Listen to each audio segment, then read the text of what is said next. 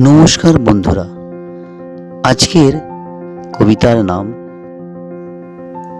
মানবিকতার ডাক। লেখা ও পাঠে গোপাল দাস।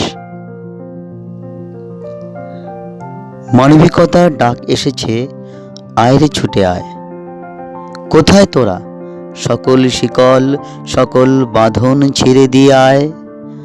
আমরা সবাই একসাথে করব লড়াই, জিতব সবাই। সকল কালো মুছে যাবে, অন্ধকার চলে যাবে। অশুভ শক্তির হবে পরাজয়, শত্রুর হবে বিনাশ। জগৎ ভরে উঠবে পবিত্র আলোর রামধনু রঙে। জীবন হবে স্বচ্ছ আলোময়, উজ্জ্বল আনন্দময়। জগৎ সেজে উঠবে নিজের নিয়মে, অপূর্ব সুন্দর সাজে। নমস্কার।